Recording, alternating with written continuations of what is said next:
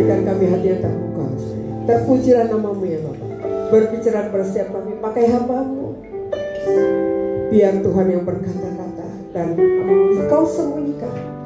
Sebab hamba-Mu gak sanggup, hanya Tuhan yang sanggup. Terpujilah nama-Mu Bapa. Dalam nama Tuhan Yesus kami berdoa. Amin. Mari kita angkat Alkitab kita sama-sama, kita deklarasikan.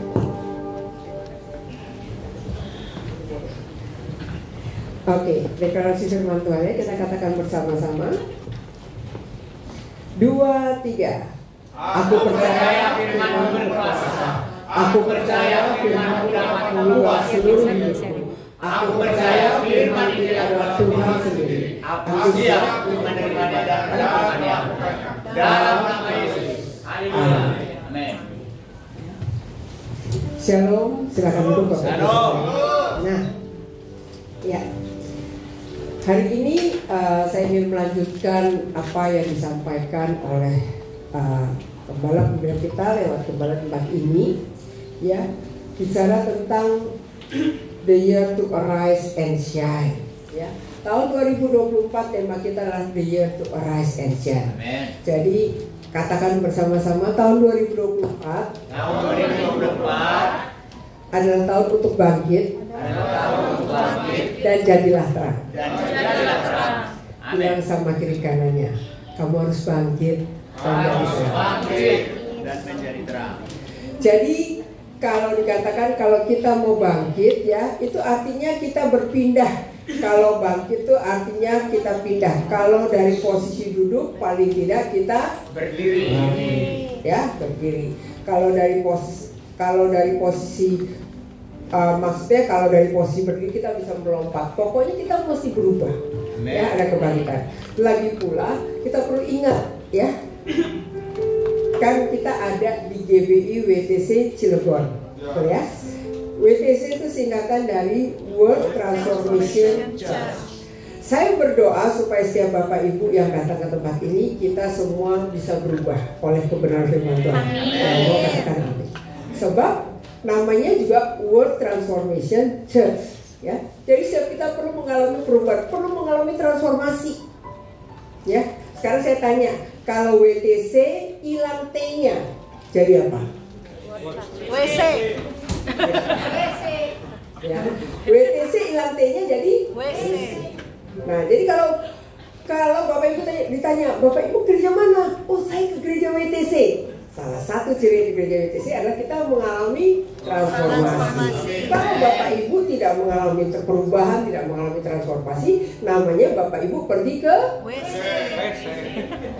Saya berdoa kita semua datang ke WTC supaya kita berubah oleh karena pembaruan firman. Oke? Nah, yang kelima daripada the year to arise and shine itu berbicara tentang core value. Core value itu adalah nilai, ya, nilai yang ada dalam gereja ini. Jadi ketika Bapak Ibu datang ke tempat ini, kita perlu menyadari ada nilai-nilai yang dihidupi di gereja ini. Artinya kita berjalan sesuai dengan nilai-nilai ini, ya. Dan kalaupun ada di antara misalnya pekerja atau pelayan yang tidak mengikuti nilai ini, Bapak Ibu boleh memberikan masukan. Kenapa? Karena kita adalah keluarga, ya. Gereja ini adalah keluarga, jadi kita saling bangun. Ada 6 nilai di dalam GBIWTC, disingkat dengan kata guidelines, ya. Nah, guidelines, jadi GUIDELINES, ya, itu untuk mempermudah. Guidelines, garis penuntun. Nah, apa sih nilai itu? Ya. Apa nilai itu? Ya, kita bicara nilai yang kedua hari ini tentang unity. Nah, sebelum kita bahas tentang unity, kita perlu memahami apa sih sebenarnya nilai itu. Sorry, kecepatan Pak. Nggak bisa cepat ya. Balik dari awal Pak. Hari bukan kan? Bukan. Kok bisa cepat banget sih? Bukan. Slide yang nilai adalah belum.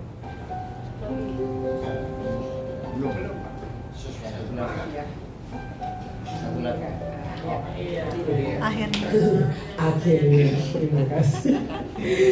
Ya, maaf ya. Jadi nilai adalah sesuatu yang kita yakini, ya. Sesuatu yang kita yakini yang mempengaruhi cara kita berpikir dan cara kita bertindak. Nah, jadi nilai adalah sesuatu yang kita percaya, ya. Dan oleh karena itu kita berpikir dan bertindak seperti itu. Ya. Misalnya ketika kita berhubungan, katakanlah saya berhubungan dengan Pak Yuda. Kalau dagang sama Pak Yuda, pastilah Pak Yuda tuh bisa dipercaya karena dia jujur. Artinya nilai yang dianut dalam hidupnya adalah kejujuran. Jadi nilai adalah sesuatu yang kita yakini yang mempengaruhi cara kita berpikir dan cara kita bertindak. Jadi kalau berhubungan dengan Pak Yuda, kita tahu kok dia tuh pikirnya jujur, berperilaku jujur gitu lah. Itu adalah nilai. Nah, nilai di dalam gereja ini yang diyakini dan diarahkan kepada dari gembala kepada setiap kita ada 7 nilai, ya. Dari kata guidelines kita lihat satu persatu. G, huruf pertama G itu berbicara generosity. Generosity itu adalah berbicara murah hati. Murah hati kita sudah belajar. Murah hati itu tidak dimulai dengan uang. Murah hati dimulai dari hati. Namanya juga murah hati. Ya, dimulai dari hati, karena bukan tergantung seberapa jumlah uang yang kau miliki kau bisa murah hati, tapi tergantung hatimu itu ada di mana. Ya, itu murah hati. Ya, yang kedua, huruf kedua U itu berbicara unity. Ya, unity akan kita sama-sama pelajari hari ini. Yang ketiga I, huruf ketiga I dari guide, ya, guidelines. I berbicara tentang integrity. Integritas artinya kesamaan antara pikiran, hati, perkataan, dan perbuatan. Ya. Yang keempat D, discipleship. Discipleship artinya gereja ini membangun nilai pemuritan. Makanya Bapak Ibu akan didorong untuk mengikuti pemuritan. Kenapa? Tuhan ingatkan ketika dia menyampaikan amanat agung, ya. Lalu malaikat datang, dia katakan orang yang melihat Tuhan naik ke surga, seperti itulah orang yang akan melihat Tuhan turun dari surga. Makanya kita dilatih jadi murid, ya. Jadi pemuritan itu dijalan melalui carousel, melalui ibadah raya, tapi juga melalui TC, kelas TC, dan nanti di wanita juga akan ada pemuritan permata, ya. Jadi itu bicara pemuritan. Lalu setelah GUIDE, itu nilai excellence yang dibangun, ya. Excellence itu nilai yang baru tambahkan di tahun ini. Artinya kita belajar menjadi the best of me. Bukan the best dari semuanya, tapi the best of me, ya. Jadi tidak dibandingkan dengan orang lain, tapi kita menjadi yang terbaik dari versi diri kita. Kenapa? Sebab Tuhan menciptakan Bapak dan Ibu secara khusus, dan Dia menaruh nilai yang terbaik. Setiap Bapak Ibu, Tuhan bilang untuk kita belajar menjadi serupa dengan Tuhan Yesus. Itu nilai excellent. Lalu yang huruf ke-6 adalah berbicara LI sebenarnya.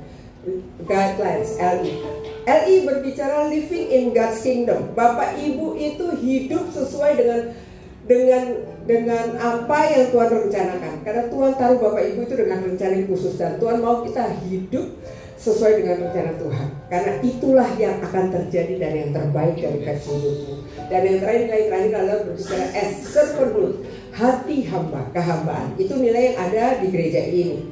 Nah, sekarang kita akan mulai dengan unity, ya. Kita bahas nilai yang kedua, unity.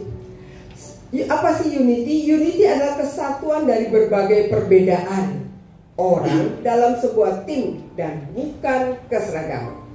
Jadi unity itu adalah kesatuan dari berbagai perbedaan. Sebab percayalah Bapak Ibu tidak ada yang sama di sini, ya.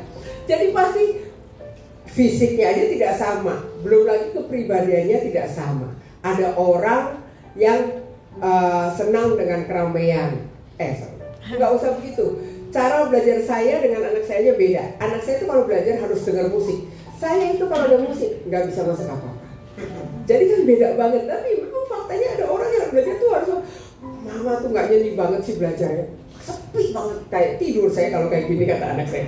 Tapi begitulah. Jadi unity adalah kesatuan dari berbagai perbedaan orang, ya, berbagai perbedaan orang dalam sebuah tim, ya. Bukan seragam. Kalau seragam tuh bisa dibuat.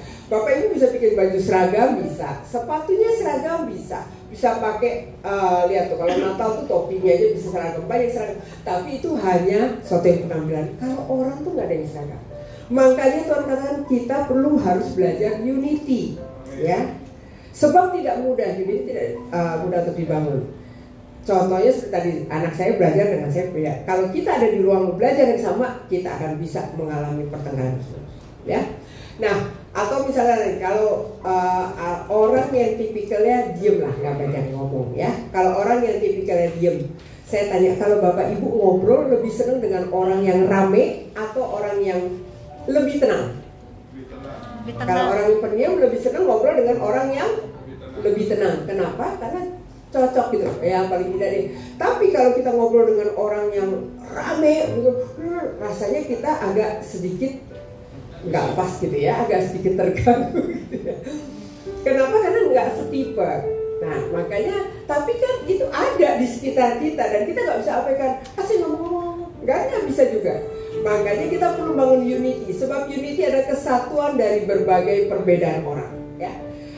Kita perlu pahami ini. Jadi jangan kejar orang tuh harus sama kayak kita, ya. Nggak bisa kejar orang itu harus sama seperti kita. Kalau saya kejar itu, saya bisa stres menikah karena saya beda dengan orang. Saya menikah dengan orang yang sangat berbeda, ya. Nah, saya ingin ajak kita buka sama-sama Alkitab kita dari kitab pasal kitab Efesus. Efesus pasal yang keempat. Efesus pasal yang keempat, kita lihat bersama-sama.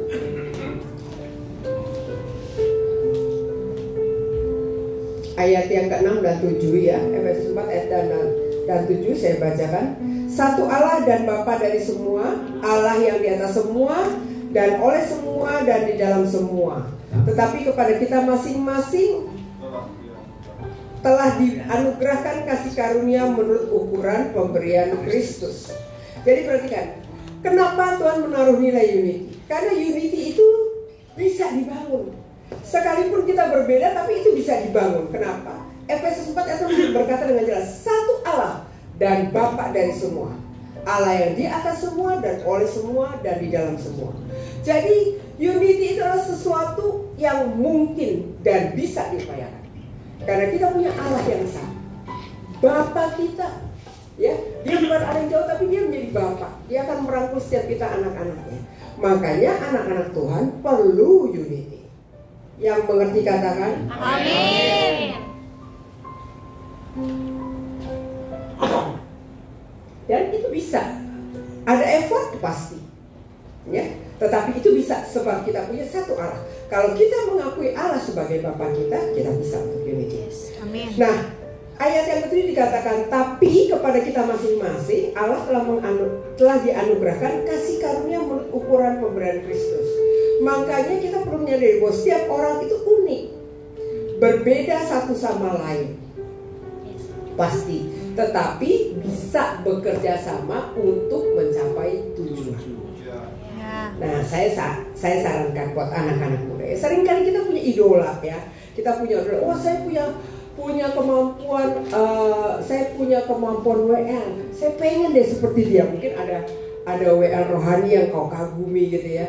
Percaya, kau boleh kagum dengan skillnya, kau boleh kagum dengan gayanya, kau ingin niru boleh. Tapi percaya kita tidak akan persis sama, ya. Tetapi kita bisa bekerja sama untuk mencapai tujuan, ya. Makanya kita ada perbedaan, tapi juga Tuhan mau kita bisa menjadi unity. Nah, satu perikop yang akan kita pelajari untuk topik ini, kita lihat Kejadian pasal yang ke-11. Kejadian pasal yang ke-11, kita buka.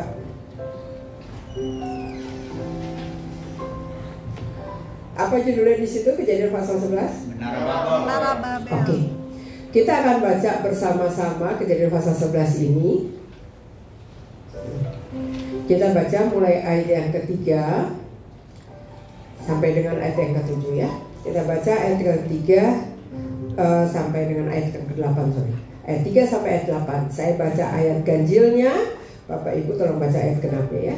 Kejadian pasal 11 ayat 3 sampai dengan ayat 8. Bapak Ibu boleh baca secara lengkap, tapi sekarang kita baca ayat 3 sampai ayat 8 aja. Mereka berkata seorang kepada yang lain, marilah kita membuat batu bata dan membakarnya baik-baik. Lalu bata itulah dipakai mereka sebagai batu dan tergala-gala sebagai tanah liat. Juga kata mereka, marilah kita dirikan bagi kita sebuah kota dengan sebuah menara yang selanjutnya sampai ke langit. Dan marilah kita cari nama, supaya kita jangan terseret seluruh bumi. Lalu turunlah Tuhan untuk melihat kota dan menara yang didirikan oleh anak-anak manusia itu. Dan Ia berfirman, mereka ini satu bangsa dengan satu bahasa semuanya. Ini barulah permulaan usaha mereka. Mulai dari sekarang, apapun juga yang mereka rencanakan, tidak ada yang tidak akan dapat terlaksana.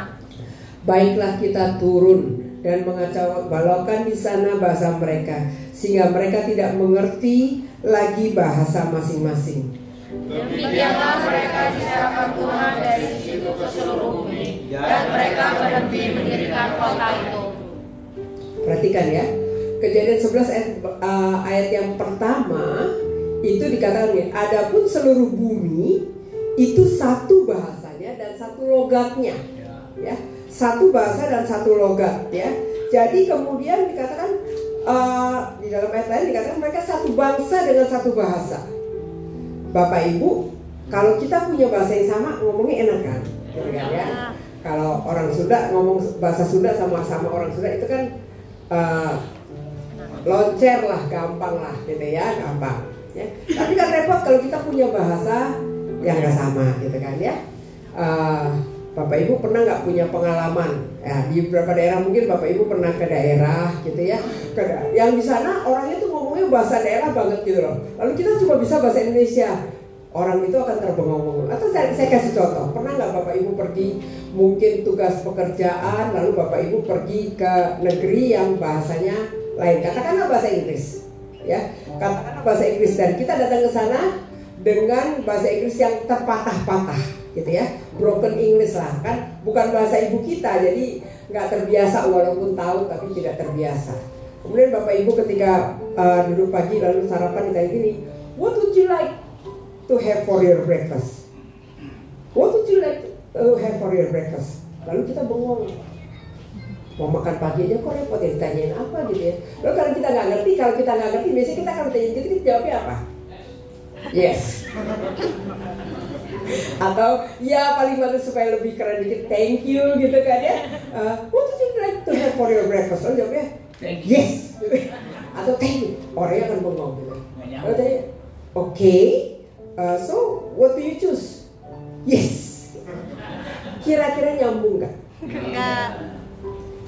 Jadi kalau disajikan yang salah jangan marah ya. Karena bahasanya nggak nyambung. Nah, perhatikan ya. Alkitab berkata dengan jelas, Kejadian pasal 11 ayat yang ke-6 ya. Mereka ini satu bangsa dengan satu bahasa untuk semuanya. Ini baru permulaan usaha mereka, ya.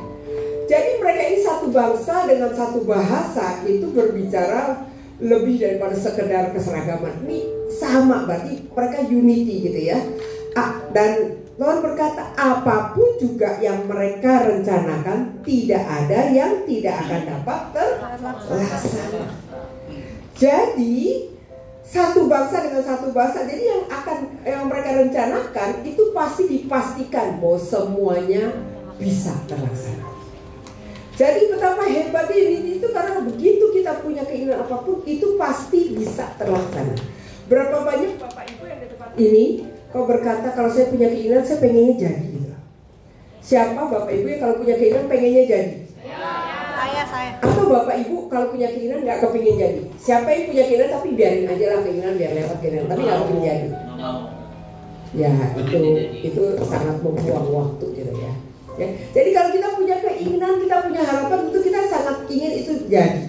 Jadi perhatikan, kalau kita lihat ya di dalam Kejadian pasal yang 11 ayat yang tadi dibaca ya, itu berkata mereka dari ayat 3 mereka bilang mereka punya rencana, marilah kita membuat batu bata dan membakarnya baik-baik. Sudah berhasil bikin batu bata, sudah jadi belum ada, mereka sudah berhasil bikin tel untuk menggadaikan bata itu. Lalu ayat yang keempat berkata, marilah kita dirikan bagi kita sebuah kota dengan sebuah menara yang puncaknya sampai ke langit, dan marilah kita cari nama.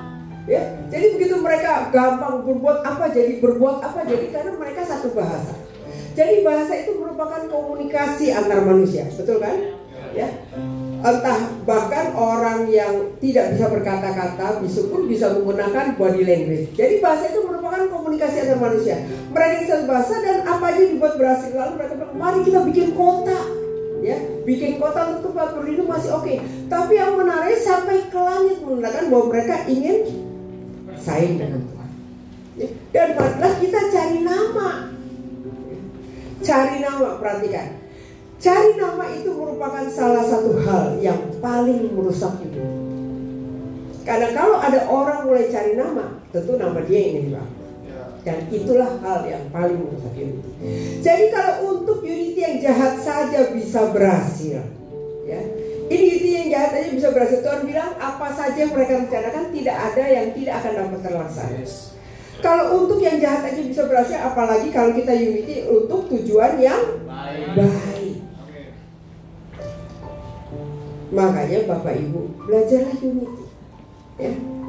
Unity yang paling terkecil adalah unity keluarga, ya. Unity keluarga, suami dan istri, keluarga dan anak-anak. Unity yang paling kecil adalah unity keluarga. Sebab kalau dalam keluarga itu unity, itu akan membuat rencana Tuhan tergenapi, ya.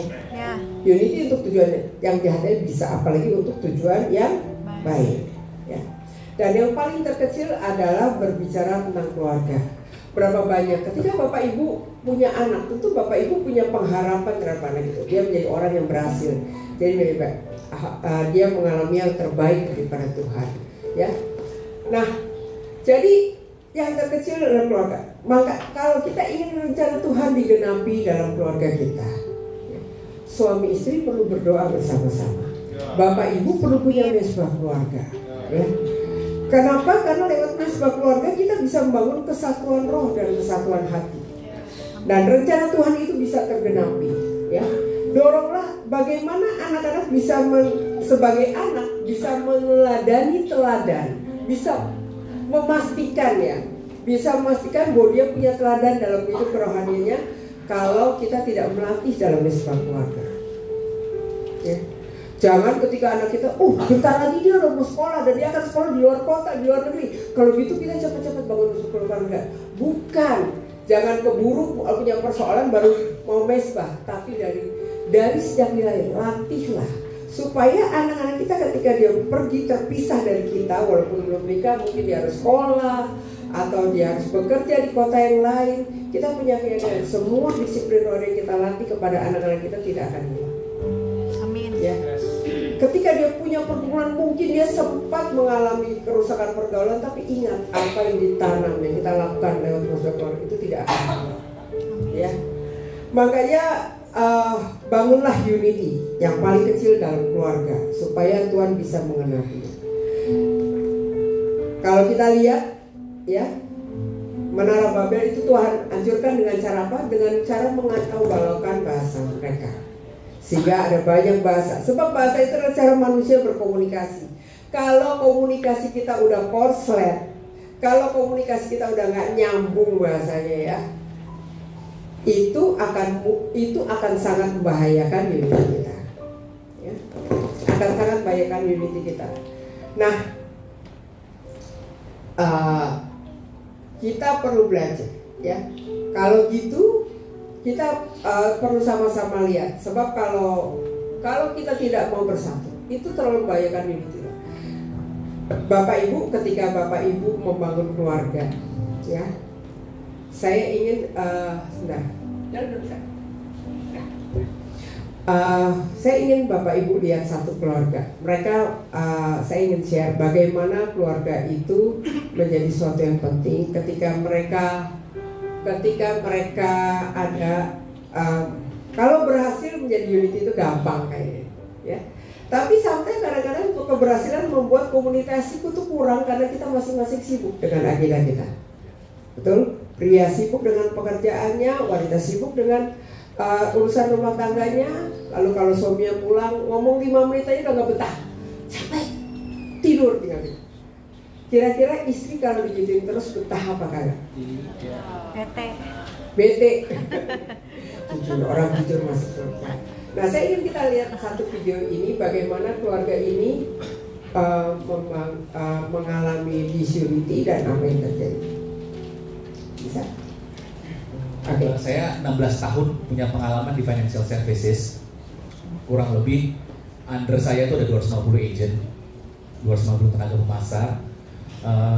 Di mana karir saya tuh bagusnya itu dari masa 2016 sampai 2018 sebelum pandemi. Dari sisi finansial cukup baik. Dalam artian malah justru saya nggak pernah menyangka bisa dapat omset atau komisi ya yang jutaan sampai kurang lebih 2 digit, 3 digit dan bahkan 4 digit gitu ya Bapak Ibu. Tapi ternyata itu nggak permanen. Jadi Tuhan kasih kita punya kisah tuh sampai pada saat pandemi benar-benar abis ludes gitu ya. Kalau Pak Wiryo cerita, kalau khotbah ada des-desnya 4 kali ya Pak ya, des gitu ya. Sampai akhirnya kita harus lepas semua aset kita. Kita bertahan sampai selesai pandemi kok nggak kelar gitu. Ada apa nih Mam? Kita bingung nih kenapa, apa yang harus kita rubah gitu. Strategi apa? Strategi bisnis apa yang kita harus rubah? Apa kita harus pindah ke shifting ke industri lain gitu ya. Kita udah coba ke kuliner, kita coba ke konveksi, nggak ada yang jalan Pak. Pada saat itu pas lagi pandemi, yang existing aja nggak jalan, apalagi yang baru mulai gitu ya. Terus istri saya bilang kayaknya jangan eksternal dulu deh, diberesin internal dulu. Jadi, nah istri saya remind, yuk ada kelas nih di C01, kita coba. Banyak perubahan, tapi mungkin sesi sebelumnya saya cerita ya. Tapi apa yang kita harapkan belum langsung ada jawabannya. Baru masuk aplikasi aja Pak, masih progres, belum sesuai aplikasi jawabannya. Lalu lanjut ke TC02, ada perubahan tapi belum sesuai dengan harapan. Masih dalam aplikasi, masih progres, belum jawaban sesuai aplikasi tadi Pak. Lalu surprisingly di TC07 hampir semua jawaban yang kita harapkan tuh dipulihkan sama Tuhan. Yes. Tapi memang bukan 100% dari sisi secara finansial, tapi dari segala hal yang menurut saya memang harus diberesin dari awal. Contoh kayak dalam rumah tuh memang dulu kita bertengkar sampai teriak-teriak gitu ya. Sampai akhirnya korbannya anak saya ada trauma. Di situ Tuhan coba pulihkan pelan-pelan.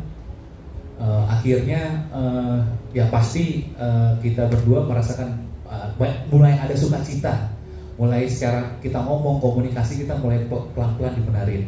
Tadi Pak Im bilang perubahan pasangan saya kan pengennya mau dapat pasangan yang sepadan, setara, secara intelektual juga sama, ngobrol juga sama. Ternyata bukan itu. Jadi yang harus diubah dari diri kita sendiri. Makin lama makin banyak yang dipulihkan oleh Tuhan ya. Jadi traumanya anak saya pun juga udah mulai lihat saya nggak pernah berantem. Lalu kita pelan-pelan juga ikut konseling sama Bu Mel, pelan-pelan malah justru traumanya hilang ya. Sampai sekarang justru nggak ada diagnosa sama sekali yang namanya anxiety sama nggak ada. Kita khawatir OCD, ternyata nggak ada juga. Akhirnya sampai sekarang anak saya udah mulai ceria lagi dan mulai lihat kitanya itu nggak takut lagi gitu. Dari TC01, TC02, TC07, terus kita sampai bingung nih, habis itu apa lagi ya Mom? Ada undangan apa lagi ya Mom? Ternyata istri saya bilang, nih ada undangan suruh jadi fasil katanya kan. Tapi ternyata, yaudah coba dulu deh, ini undangan yang paling deket katanya. Yaudah gas. Ternyata begitu kita masuk, ternyata apa materi yang kita baca lagi, powerful lagi. Lalu kita banyak ketemu keluarga-keluarga rohani baru ya. Yes, jadi tempat kita saling bersharing. Ya ini terakhir gitu ya, saya bisa tolong kamu untuk ikuti si 7. Setelah memang kalau nggak ada perubahan, coba kamu, saya nggak tahu lagi mau bawa kemana gitu. Karena pertama pergumulan, dia tanya, ini kita gimana cari Tuhan gitu. Pertama kali saya dalam pergumulan itu Bu Flora, Bu Flora orang pertama yang saya hubungi gitu kan. Bu Flora masih ingat Bu, 1,5 tahun yang lalu. Dan saya benar-benar berdiri di sini, saya bilang Bu Flora, kalau memang keluarga saya pulih, saya akan kesaksian. Dan hari ini ternyata Tuhan nyata. Karena menurut saya udah nggak mungkin gitu ya, udah nggak mungkin gitu. Dari sisi kita juga udah nggak mungkin, dari sisi dia udah nggak mungkin. Di saat ibaratnya satu orang udah nggak mau gitu ya, nggak bersepakat, buat apa lagi dipertahankan seperti itu. Jadi memang di dalam keluarga tuh tolong yang pertama memang cari berkat Tuhan di dalam rumah. Untuk para suami, percuma di luar banyak gitu ya. Pernah 2 tahun ini dia mencari segala sesuatu di luar, tapi dia nggak percaya, dia bilang beresin dulu rumah tangga, beresin dulu. Tapi dia enggak, tetap saya harus cari uang di luar. Di saat 2 tahun itu dia cari uang di luar, tidak menghasilkan apapun gitu. Saya yang di rumah yang menghasilkan. Di saat dia sudah mulihin rumah tangga, berkatnya luar biasa melimpah tanpa dicari gitu ya. Ini suatu benar-benar mukjizat luar biasa gitu. Sekian dari kami. Ada lagi yang mau ditambahin Pak Konstan? Saya rasa cukup. Terima kasih Bapak Ibu. Jadi lihat ya, disunity itu mengakibatkan banyak hal. Bahkan orang yang tidak terlibat sekalipun dia menjadi korban daripada disunity. Tapi betapa indahnya ketika kita mau belajar unity. Nah, sekarang kita akan lihat kalau gitu ya, karena unity itu begitu penting, kita akan lihat bagaimana sih supaya kita bisa unity. Ya, bagaimana supaya kita bisa unity? Unity itu bukan melihat perbedaan. Ya, jadi yang pertama kita perlu belajar gini. Unity itu kita bisa unity kalau kita memiliki tujuan yang sama. Ya. Amos 3 ayat 3 itu berkata, berjalankah 2 orang bersama-sama jika mereka belum berjanji? Ya. Kalau 2 orang belum berjanji biasanya sulit untuk berjalan bersama-sama. Tapi kalau kita memiliki tujuan yang sama, maka unity itu mudah dilakukan. Chris, boleh tolong saya, Chris? Ya. Nah, thank you ya. Nah, satu waktu misalnya saya janjian ya sama Chris. Kebetulan kita sama-sama perempuan, kita dua-duanya senang fashion, ya. Nah, saya bilang, Chris kita cari baju yuk bareng-bareng. Nah, asik kan, gitu ya. Nah, kita ke Serpong ya Chris, gitu. Terus saya bilang sama Chris, yuk kita ke Serpong, ya. Kalau kita sama-sama ke Serpong kan tujuannya sama, kita bisa jalan sama-sama, ya. Begitu kita sampai Serpong kan di Serpong kebetulan mulai banyak. Saya bilang, saya mau ke Ayon ya Grace ya, saya mau cari. Lalu kalau Grace mau kemana Grace? Saya mau ke Alam Sutra aja. Udah sampai Serpong, begitu sampai Serpong saya mau ke Ayon, dia mau ke Alam Sutra. Ayo Grace ke Ayon aja, lebih gede enggak. Terus Alam Sutra. Ayon. Alam Sutra. Ayon. Alsut. Terus ini masih bisa tegang nih. Kita coba mau tapi nggak bisa lama-lama terus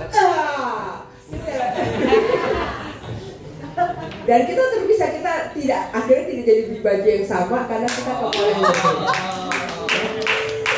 Jadi dan ya tujuannya jadi nggak tercapai. Tapi kalau kita belajar memiliki tujuan yang sama, ya, kita pasti bisa untuk menjadi unik. Ya. Makanya satu hamba Tuhan berkata gini, selama memiliki tujuan yang sama, unity mudah untuk dilakukan. Itu tidak menjadi sesuatu yang berat. Tapi ketika tidak lagi tujuan sama, mulai dengan ketegangan dan akhirnya harus terpisah. Seorang hamba Tuhan Tony Hart berkata, unity is one entity with one body and one purpose. Ya, jadi kesatuan adalah sebuah, ini soalnya bahasa Indonesia terbatas ya. Kesatuan adalah sebuah kesatuan dengan satu tubuh dan satu tujuan. Jadi betapa pentingnya kita berada pada tujuan yang sama. Nah, di gereja ini kita punya visi untuk transform the communities, influence the city, and give impact to the nation. Jadi kalau kita punya tujuan yang sama, kita bisa berjalan bersama-sama. Demikian juga dalam keluarga. Bapak Ibu kan membentuk keluarga bukan untuk menjadi tempat keributan. Seperti tadi Pak Konstantin dan Bu Maya, mereka juga tidak ingin keributan, ya. Tetapi karena tidak ada komunikasi mengakibatkan terjadi keributan. Ya. Makanya kita perlu belajar memiliki tujuan yang sama, ya. Memiliki tujuan yang sama. Mereka bisa dipulihkan ketika mereka memiliki tujuan yang sama. Mulai dari dalam keluarga yang unity itu akan bisa menciptakan keluarga besar yang unity. Ya, keluarga besar yang unity itu bisa menciptakan gereja ini. Jadi kita perlu belajar mulai dari keluarga. Keluarga yang menjadi satu. Tadi ya, kalau kita ngomong menjadi satu itu menimbulkan pertengkaran yang tidak mengenakan buat seluruh anggota keluarga. Yang kedua, ya, bagaimana kita bisa memiliki kerendahan hati. Bagaimana kita bisa unity adalah kita memiliki kerendahan hati atau humility. Kita memiliki kerendahan hati atau humility. Sebab Efesus 4 ayat yang kedua berkata dengan jelas, hendaklah kamu itu selalu rendah hati, lemah lembut dan sabar. Tunjukkanlah kasihmu dalam hal saling membantu. Ya. Jadi kerendahan hati menyebabkan semua masalah mudah diselesaikan, sehingga unity terbangun. Kenapa kadang-kadang kita menemui masalah yang nggak selesai karena tidak ada orang yang merendahkan hati. Ya, mungkin kita bilang seharusnya dia dong yang merendahkan hati, kan saya lebih tinggi bosnya. Tidak menuntut posisi, sebab posisi itu adalah kepercayaan yang sifatnya sementara. Ya, tidak menuntut jabatan karena itu adalah cuma kepercayaan Tuhan yang sifatnya sementara. Tapi kalau kita belajar rendah hati, itu akan membuat semua masalah menyelesaikan. Amin. Bapak Ibu yang dikasih oleh Tuhan, kalau hari ini Bapak Ibu punya masalah, belajarlah merendahkan. Merendahkan hati itu bukan berarti kalah. Ya, saya ingat satu waktu ya, saya ini tipikal orang yang merencanakan. Saya jenis orang yang selalu merencanakan, dan itu adalah yang saya lakukan dari sejak kecil. Saya sudah merencanakan segala sesuatu gitu. Jadi kalau saya bilang saya punya program gitu ya, saya punya program di satu kegiatan wanita udah gini, itu kalau waktu kita rapat tahunan saya udah paparkan, ya, saya udah paparkan, udah bisa disetujui, oke, yang disetujui saya masukkan. Nah, ketika ini, ketika program ini saya mau laksanakan, salah satu programnya saya mau laksanakan, lalu kemudian orang yang saya tugaskan untuk menghandle acara itu nggak bisa. Dia bilang, Bu, maaf sekali nggak bisa karena saya harus mengerjakan SPT dan saya nggak bisa gantiin dia bikin SPT. So saya bilang, ya udah kalau gitu saya bantuin, saya ambil alih pekerjaan. Ketika saya ambil alih pekerjaan itu dan saya udah prepare, saya otomatis harus ketemu tim. Tiba-tiba ketika ini, kenapa nggak begini? Kenapa nggak begini? Loh, kan udah presentasi, waktu itu udah sepakat bahwa kita akan kerjakan gini-gini. Nggak bisa dong ini. Oke, kita coba berdiskusi tapi tidak ketemu. Itu saya udah meeting lalu udah teks sampai malam tapi tidak akan begitu. Saya ingat banget lalu ketika itu malam tuh saya pikir mau ngotot ya. Kalau saya kan semua bukti agenda rapat yang lalu jelas apa ini kan. Tapi kok diginiin gitu ya. Rasanya secara harga diri saya agak tersentak gitu ya. Tapi ini udah kayaknya kalau nggak sehat juga. Terus kemudian ketika saya mau istirahat, suami saya bilang, kamu ini nggak tenang ya? Kenapa nggak kau beresin? Saya juga bingung beresin itu. Terus suami saya tahu saya sedang slack, terus dia, mesti kau beresin? Enggak lah, kayaknya saya takut saya tambah emosi. Terus suami saya bilang, kamu ini kan tim, gitu kan ya, dan kamu ini kan anggota dari tim itu. Kalau atasanmu nggak setuju, ngalah aja. Oh, kamu juga nggak bisa gantiin atasanmu dan kamu tidak punya waktu untuk itu. That is not the priority in your life gitu loh. Prioritas kamu bukan di pelayanan itu, prioritas kamu di lain. Tapi ini saya sedang mengambil alih pekerjaan, tim saya nggak bisa. Jadi saya ambil alih, saya tolong. Ya udah kamu ngalah aja. Oh gitu ya. Terus saya bilang, ya udah saya tenangkan diri. Terus besoknya saya jawab sama teman saya nih yang satu tim. Dia satu di atas saya yang begitu saya ngomong apa di lawan, itu saya ngomong apa di lawan.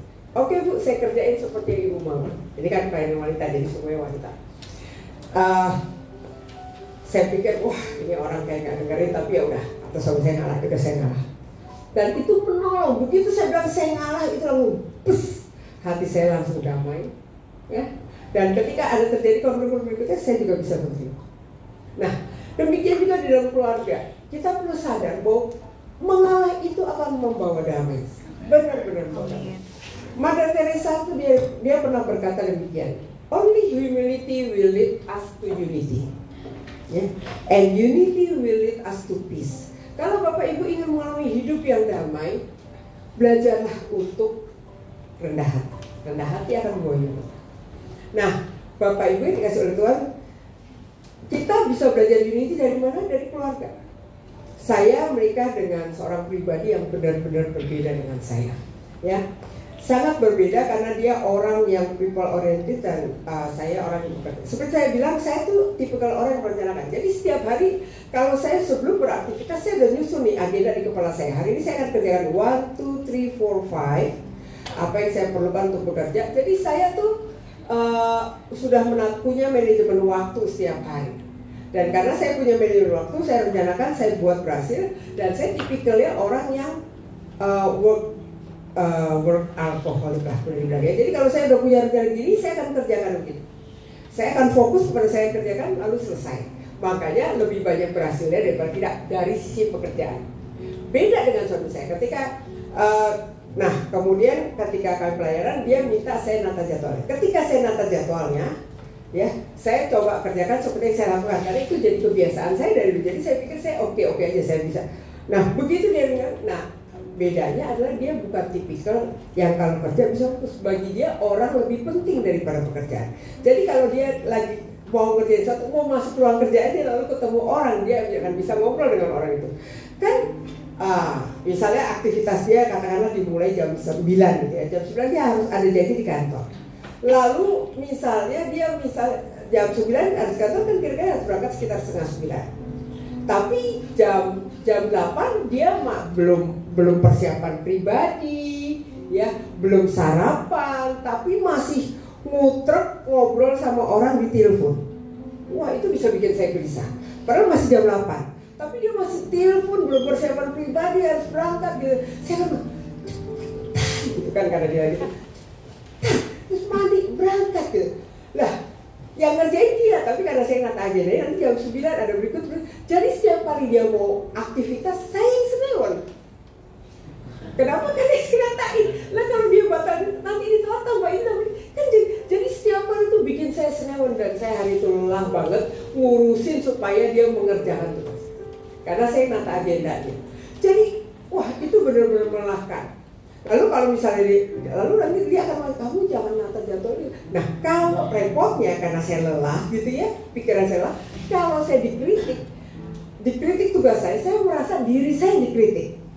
Jadi ya, baru dia kasih masukan, tapi saya merasa diri saya dikritik. Kenapa? Karena saya tipikal orang yang cenderung agak perfeksionis dalam pekerjaan.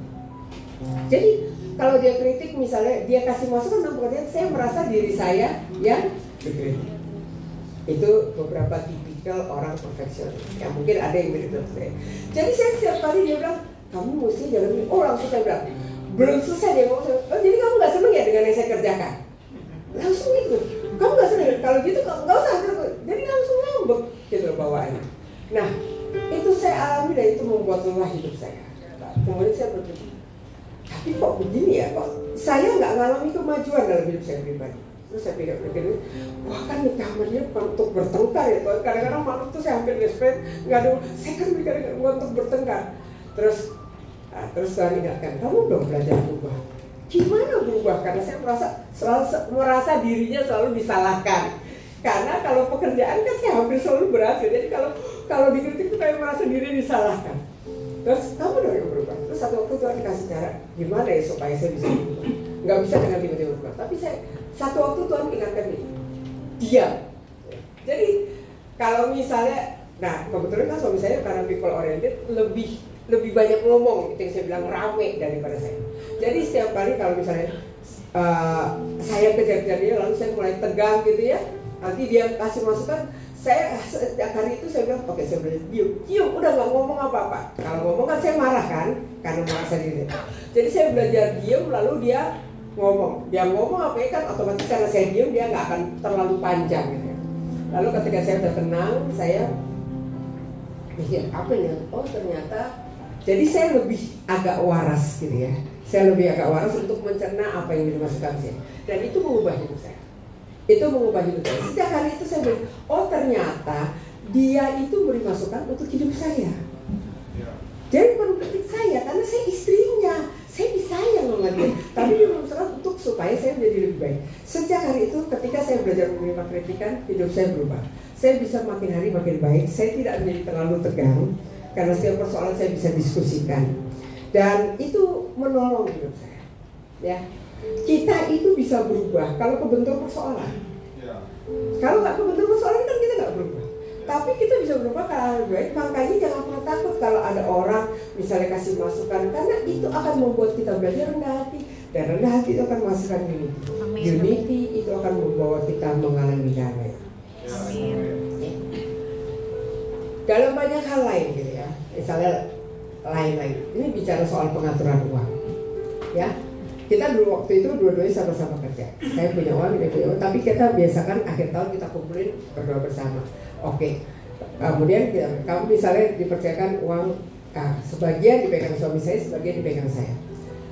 Nanti saya itu tipikal orang yang sudah saya bilang gitu. Jadi saya kalau misalnya, nah repotnya gini, akhir bulan dari uang yang dikasih kepada suami saya tanya, uangmu segitu banyak kok habis ya? Kamu pakai apa aja? Oh dia lupa tuh semua. Dia lupa, apa ya? Aku juga lupa, dia cuma ingat yang hari terakhir.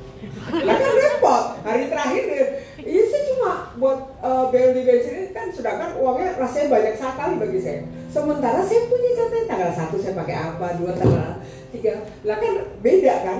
Jadi dia lupa. Nah kalau begini terus kan lama-lama dikasih sedikit, dikasih makin banyak, kan lupa semua kan nggak repot, kayak nggak ada pertanggung jawabannya. Akhirnya kita belajar, oke.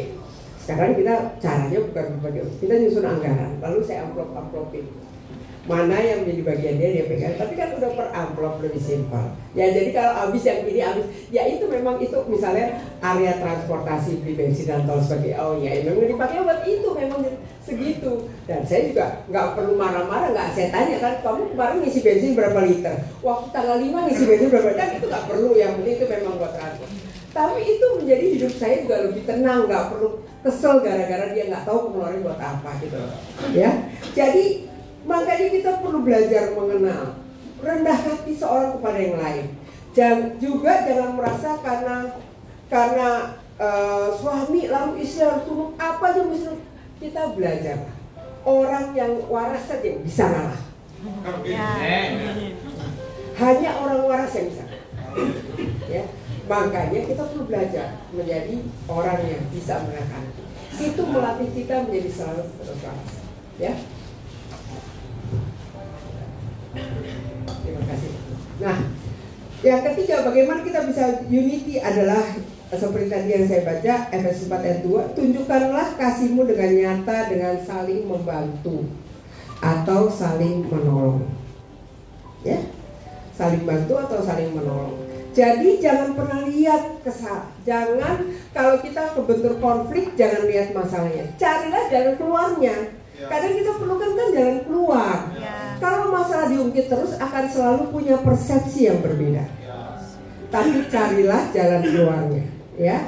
Nah, suami saya itu adalah orang yang punya problem dengan pencernaan. Jadi dia perlu makan pada jam yang tepat dengan makanan yang tepat. Nah, banyak kali di dalam pertemuan itu ya, kalau misalnya kita punya jeda pendek, satu waktu kita ikut konvensi doa di Singapura. Lalu kita punya jeda pendek, saya bilang yuk kita pulang, kamu udah waktunya makan sebentar lagi. Lebih baik kita pulang, kamu bisa istirahat lalu makan siang sebelum sesi berikutnya. Nanti ada pleno di berikutnya, kamu pulang. Yuk. Itu saya nginep cuma begini.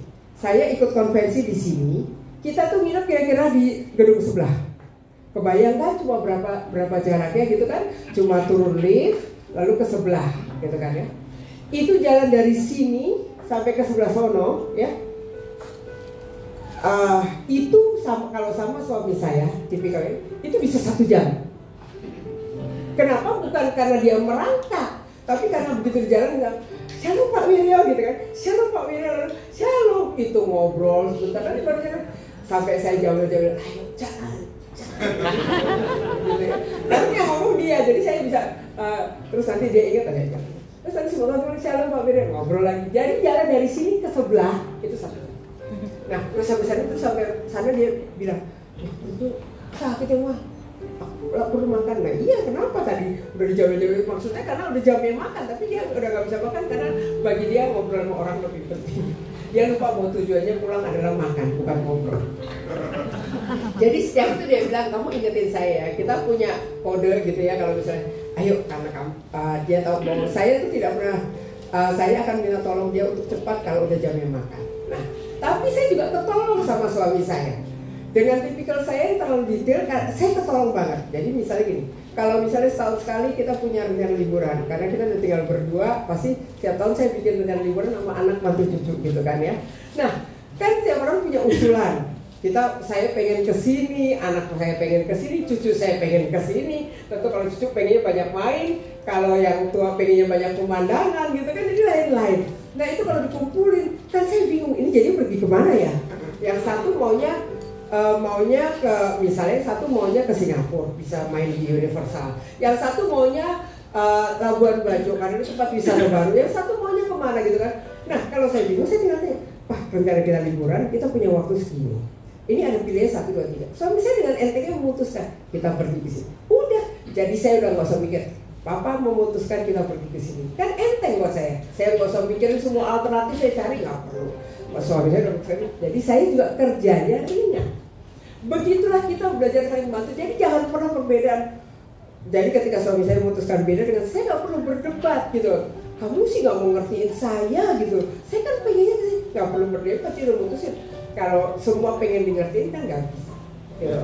Tapi itulah kita belajar untuk saling membantu atau saling menolong. Banyak hal untuk diputuskan ketika pokoknya kalau saya cari keputusan datang kepada suami saya itu enteng kan ya. Misalnya memutuskan pelayanan ini yang dikerjakan atau pelayanan ini. Nah dia akan menolong saya, kamu yang ini. Udah, saya yakin karena saya yakin dia memutuskan dengan benar. Kenapa? Karena dia sayang saya. Gitu. Jadi dia pasti memutuskan dengan benar. Even kadang-kadang harus aduh aku rasanya nggak sanggup ya gitu. Tapi dia pasti akan memutuskan dengan benar. Yang keempat, bagaimana kita bisa unity adalah memelihara kesatuan roh oleh ikatan damai sejahtera. Jadi usahakanlah membangun hubungan yang menimbulkan damai sejahtera. Kalau hubungan itu tidak menimbulkan damai sejahtera, ya jangan dilanjutkan. Sebab kita perlu melihara kesatuan roh oleh ikatan damai sejahtera. Kitab Efesus berkata dengan jelas bahwa kesatuan roh itu sudah ada. Ketika kita terima Tuhan Yesus, kesatuan roh itu sudah ada karena Allah memberikan Roh Kudus yang sama dalam hidup setiap kita. Amin. Bagian kita adalah memelihara. Ya. Tapi kalau kita membiarkan hidup kita dipenuhi konflik, dipenuhi dengan kecewa, kita yang mengusir Roh Kudus dari hidup kita, membuat kesatuan itu tidak bisa terpelihara. Ya, makanya kita perlu firman Tuhan pesankan supaya kita melihara kesatuan roh oleh ikatan damai sejahtera. Jadi damai sejahtera, ya, damai sejahtera itu adalah konfirmasi buat kita bahwa kita itu hidup dalam kebenaran firman Tuhan. Amin. Kalau kita tidak mengalami damai sejahtera, itu kita perlu cek. Jangan-jangan ada firman Tuhan yang Tuhan udah kasih tahu, tapi kita belum melakukan. Nah, itu Tuhan selalu mengingatkan sebab Tuhan itu baik. Makanya itu adalah konfirmasi damai sejahtera itu ya.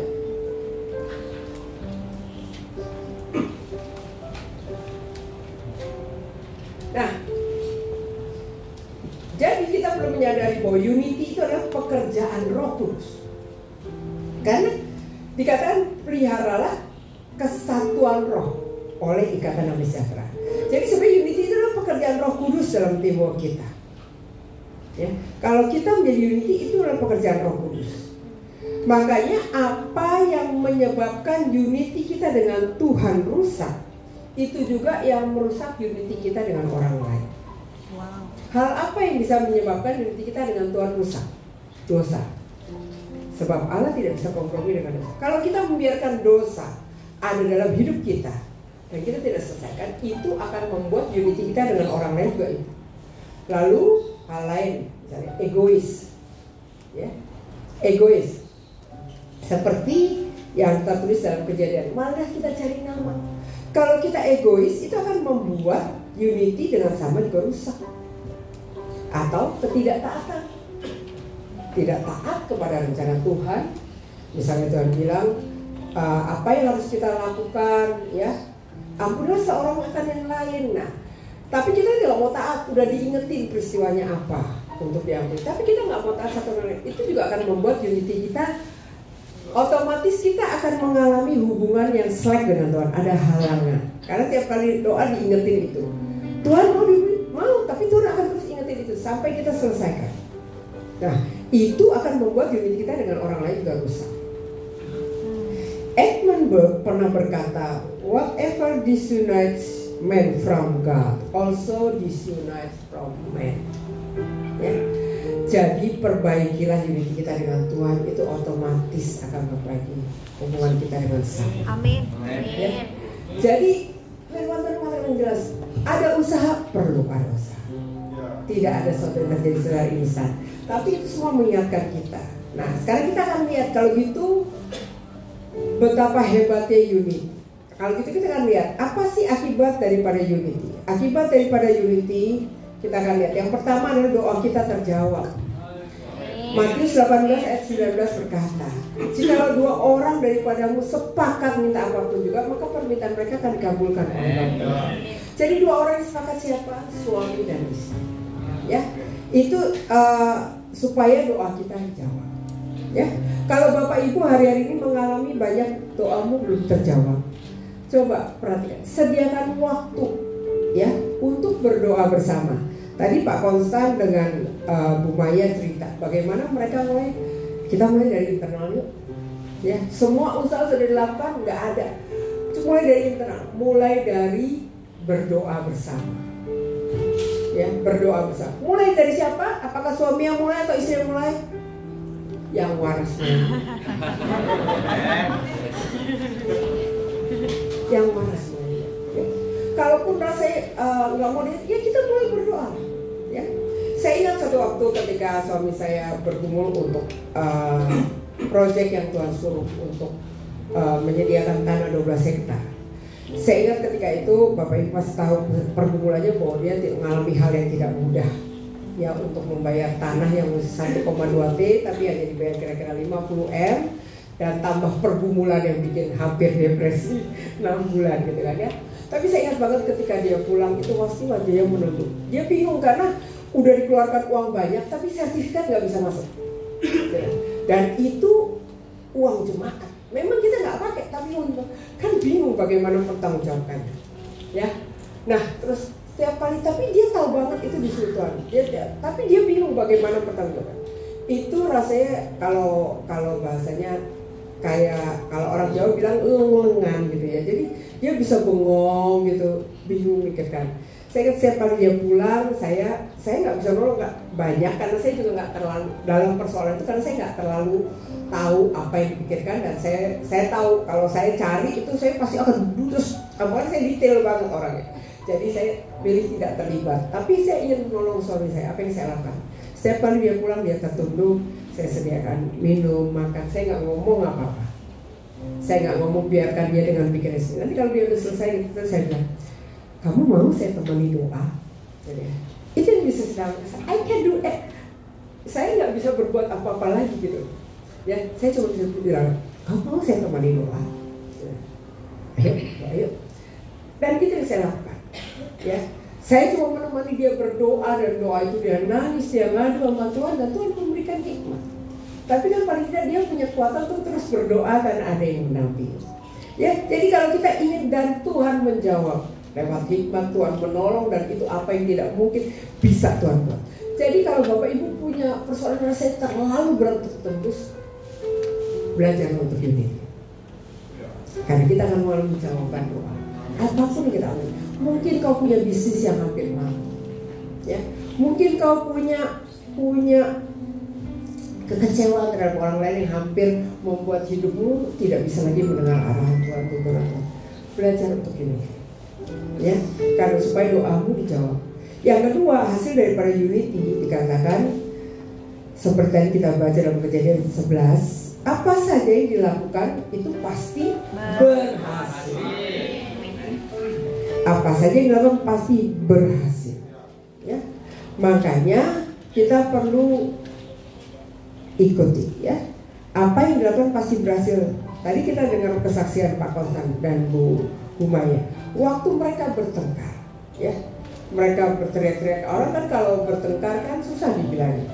Satu jawab keras, dua-duanya sedang tidak waras, gitu kan ya. Lalu ya yang waras harus ngalah duluan, begitu. Supaya apa yang dilakukan berhasil. Jadi kalau kita punya persoalan, jangan ngotot dengan pendapat. Jangan ngotot dengan pendapat. Ya. Tapi kita belajar mengenai unity. Mana enak unity? Dia nyakitin saya kok, dia ngomong. Ini nggak bicara. Kalau bicara persoalannya tidak akan pernah selesai. Tapi mari kita lihat tujuannya. Ya.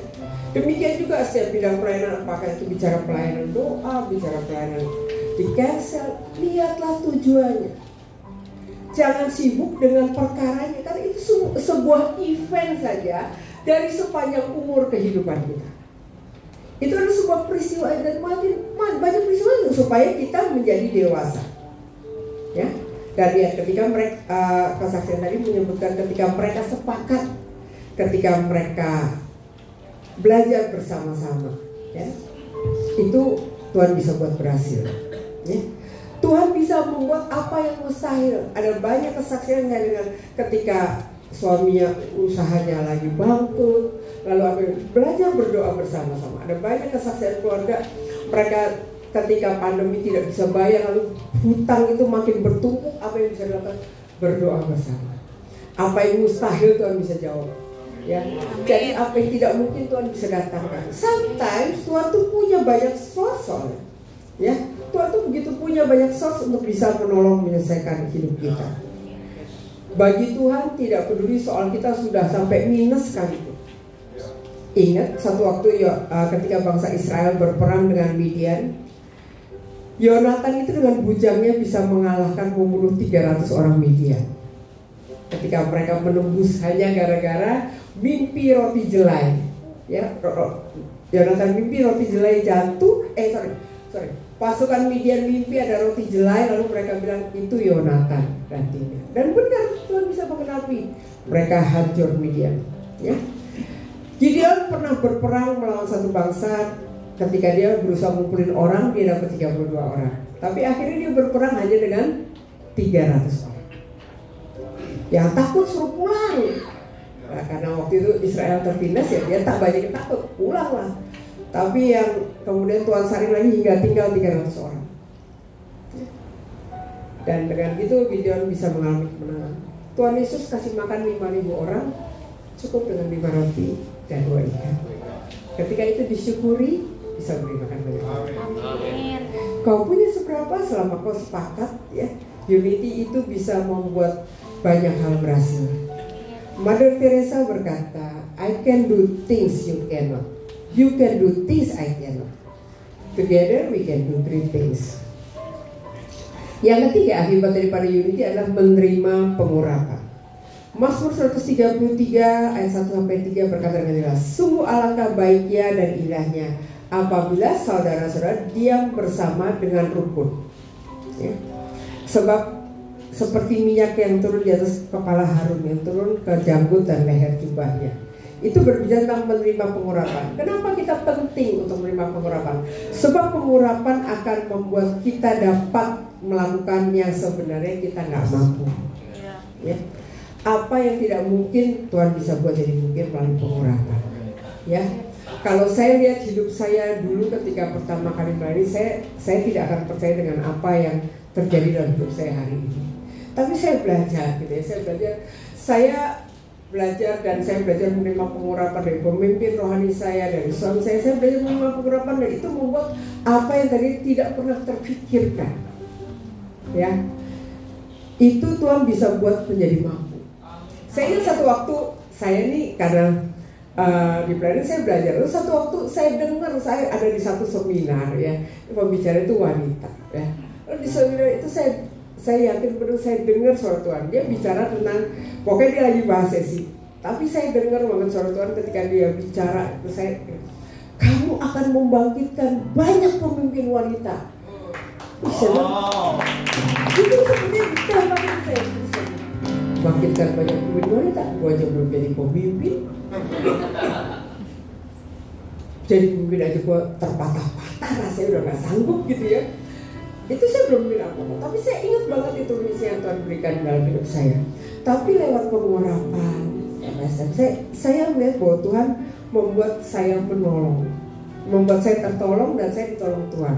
Ketika kita mau belajar rendah hati, membangun unity, mampu melakukan yang besar, pernah terjatuh, pernah, nggak sekali 2 kali. Tetapi itu menolong saya lewat persoalan. Saya belajar tidak menyerah, ya. Dan kalau saya lihat hari ini betapa Tuhan menolong saya. Saya percaya Tuhan akan menolong setiap hidup Bapak Saudara Saudara ketika kita mau menjadi unity, merendahkan hati seorang kepada yang lain, dan melihat bagaimana pengurapan Tuhan turun dalam hidupmu setiap hari. Ya. Nah, saya ingin kita sama-sama saksikan satu video yang sederhana, tapi kita akan lihat betapa pentingnya unity itu, ya. Kekuatan yang besar lebih.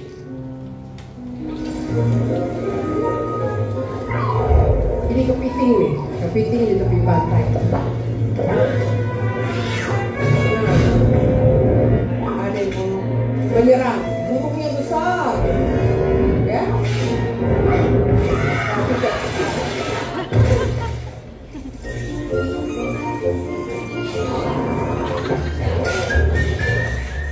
Burung sebesar itu kalah karena kepitingnya bersatu.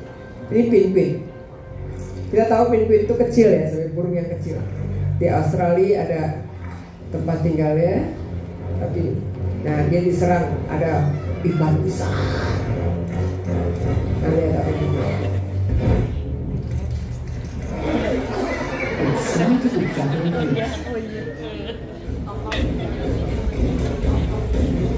Semut ya, semut binatang yang paling kecil.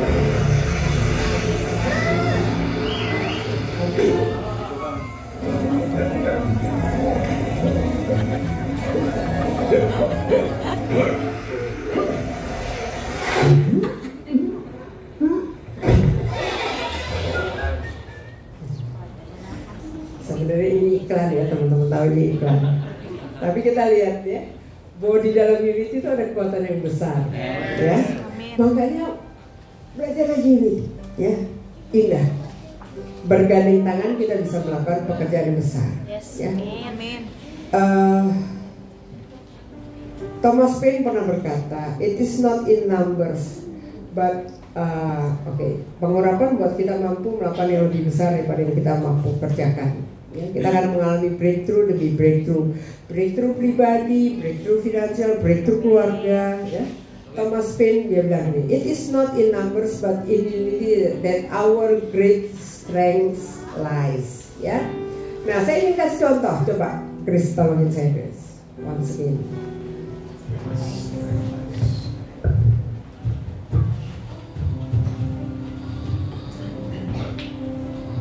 Nah, anggaplah di meja ini tersedia berkat Tuhan yang besar.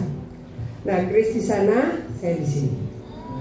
Ya, tapi kita ini sibuk dengan diri kita masing-masing. Seberapa yang kita bisa raih?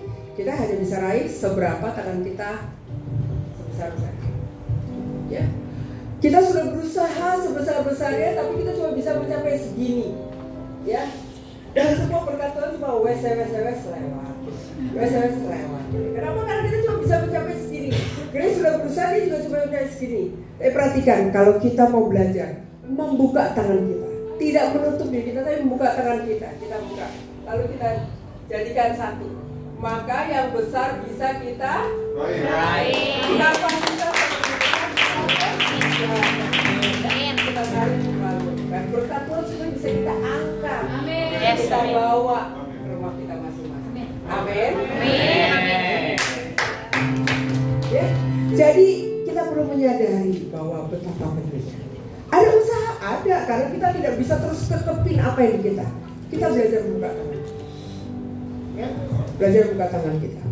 Yang keempat, akibat daripada unity, kita akan diberkati Tuhan berlimpah-limpah.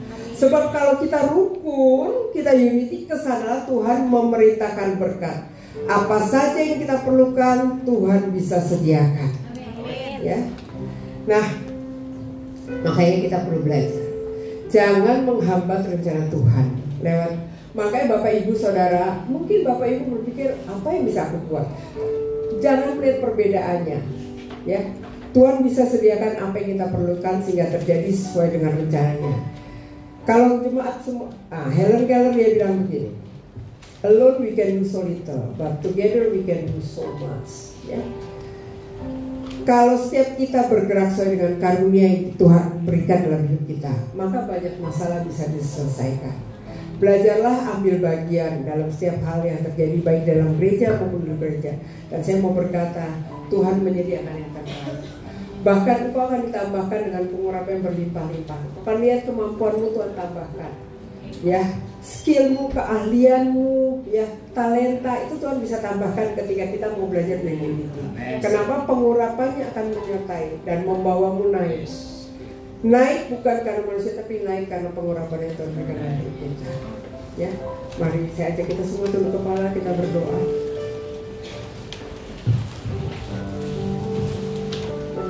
Saya ingin kita sama-sama datang di hadapan Tuhan. Saya mau berkata bahwa dalam dunia ini no one is perfect. Semua orang bisa berbuat salah. Sebab kalau kita sudah perfect, kita ada di surga. Dan sampai bahkan orang yang paling dekat kepada kita itulah yang bisa menyakiti kita, yang bisa memproses kita. Tapi bukan untuk kita terluka, tapi untuk kita mengenali bahwa itu berbeda. Dan lewat perbedaan itu kita bisa bekerja bersama-sama untuk mencapai Tuhan. Siang ini saya ingin ajak Bapak Ibu kita datang kepada Tuhan.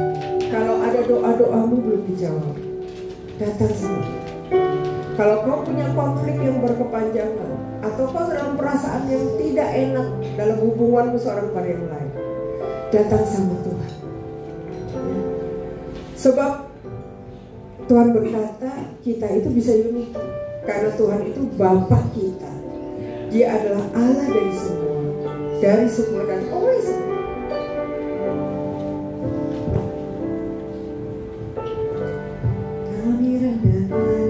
Semua kita berdoa, hanya tim yang depan yang menyanyi. Bawa hati kita kepada Tuhan, bawa hidup kita kepada Tuhan. Saling melengkapi tubuhmu, seperti kau dan Yesus adalah satu. Kalau kau tidak bisa mengalami damai sejahtera daripada Tuhan, ini pesan Tuhan. Jadilah satu. Bukti nyata dari kasih-Mu. Sebelum kami pergi memberitakan kasih-Mu, mulailah dari kami lebih dulu. Ya Tuhan, mulailah dari kami lebih dulu. Kita nyanyikan sama-sama refnya. Jadikan kami satu, seperti kerinduan-Mu, agar dunia tahu bukti nyata dari kasih-Mu. Sebelum kami pergi memberitakan kasih-Mu, mulailah dari kami lebih dulu. Jadikan kami satu. Jadikan kami satu, seperti kerinduan-Mu, agar dunia tahu bukti nyata dari kasih-Mu. Sebelum kami pergi memberitakan kasih-Mu, mulailah dari kami lebih dulu. Jadikan kami satu. Saya mau berdoa kalau Bapak Ibu kau sedang mengalami pergumulan yang rasanya tidak selesai-selesai. Kau punya kerinduan untuk doamu dijawab. Kau boleh angkat tanganmu. Atau Bapak Ibu yang sedang mengalami konflik dalam relasi, saya mau berdoa. Sebab kalau kita disunity itu akan mengusir semua berkat yang Tuhan sudah sediakan. Tapi kalau kita mau menjadi unity, Tuhan menyediakan berkat itu bukan hanya bicara materi. Berkat itu berbicara damai sejahtera. Bicara semua channel network yang Tuhan bisa bukakan.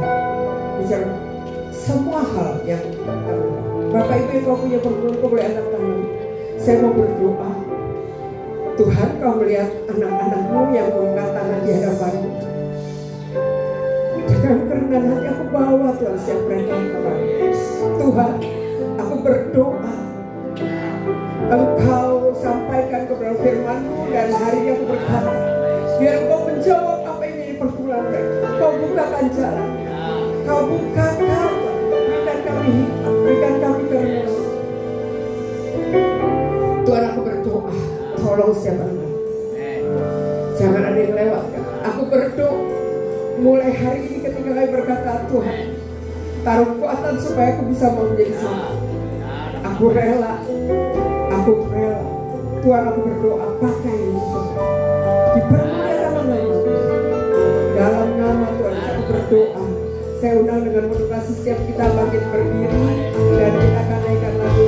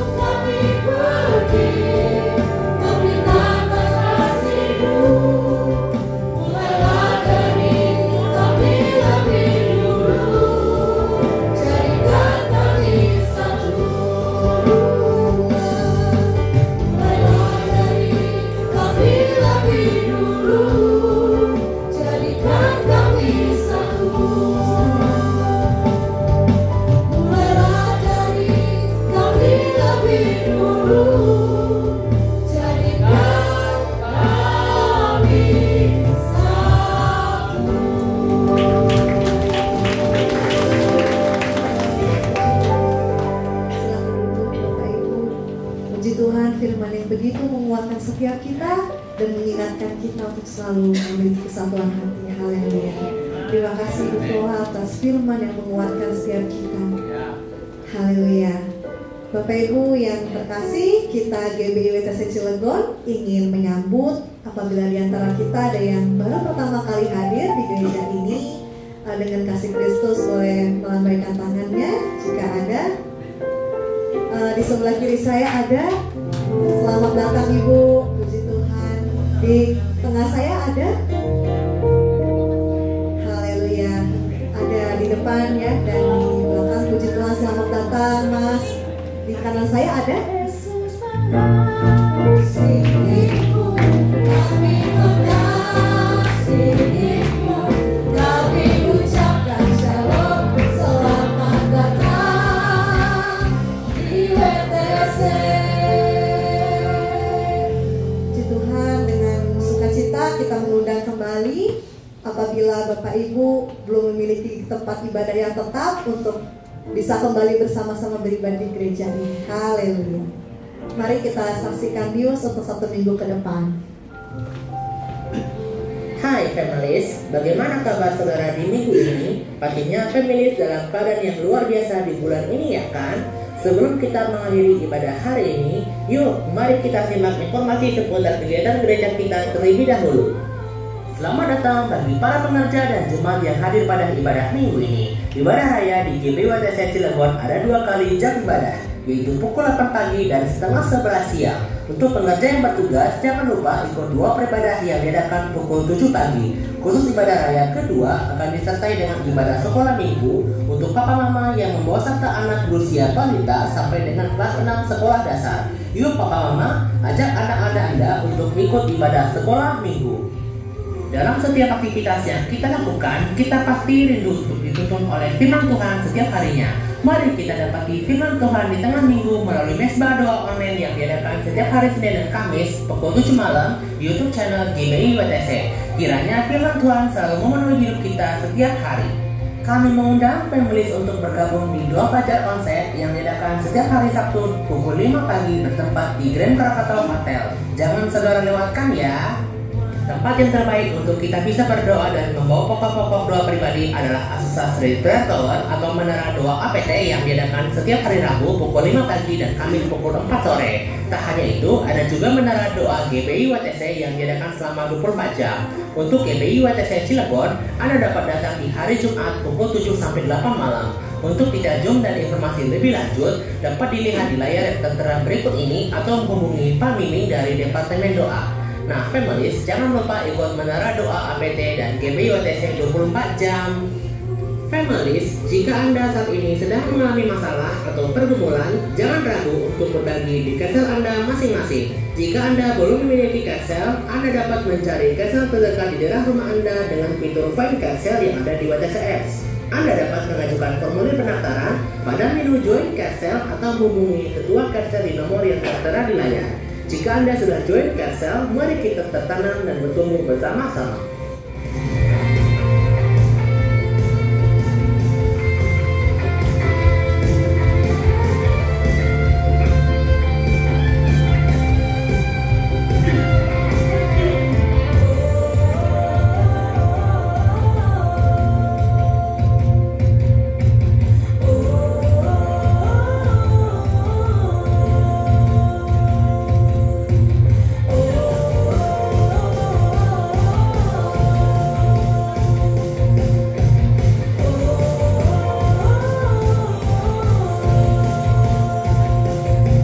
Bapak Ibu Saudara yang rindu untuk dibaptis air, nah gereja kita akan mengadakan baptisan air yang diadakan setiap minggu pertama setelah ibadah raya kedua. Yuk segera daftar. Untuk informasi lebih lanjut dan pendaftaran dapat menghubungi ketua cancel masing-masing ya Families. Divisi Praise and Worship sedang membuka perekrutan Love Families. Perekrutan ini terbuka bagi saudara yang bertalenta di worship leader, singer, pemusik, multimedia, soundman dan juga penari. Dan bagi kalian yang bertalenta di bidang ini dan rindu melayani bersama GBWTC Cilegon, boleh banget ikut perekrutan ini ya. Selain itu, divisi Praise and Worship juga membuka kelas untuk pemusik dengan syarat memiliki dasar musik dan bersedia untuk mengikuti wawancara, tes, dan prosedur lainnya. Bagi yang tertarik dapat mendaftarkan diri saudara dengan menghubungi kontak person yang tertera ya. Bagi wanita-wanitanya Allah, mari bergabung dalam ibadah onset WOE atau Woman of Excellence yang akan dilayani oleh Ibu Senior Pastor GBWTC Serpong, Pastor Risa Flora. Ibadah ini akan diadakan pada hari Rabu 13 Maret 2024 pukul setengah 4 sore berlokasi di Grand Krakatau Hotel. Jangan lupa ajak kerabat-kerabat Anda untuk mengikuti ibadah ini ya. Bagi families yang membutuhkan pelayanan baptisan, penyerahan anak, pengurapan rumah, tempat usaha, kunjungan, dan kedukaan, dapat menghubungi Pastor Sabah Simatupang, Pastor Yuda Suryana, Pastor Emilia Ferwati Abineno, atau ketua cancel masing-masing. Families, kita akan bersama beribadah dan merayakan hari spesial bagi umat Tuhan yaitu Jumat Agung. Nah, ibadah spesial ini akan diadakan pada tanggal 29 Maret 2024 pada pukul 10 pagi bertempat di GBWTC Cilegon yang akan dilayani oleh Pastor Maranus Gideon dan disertai dengan perjamuan kudus.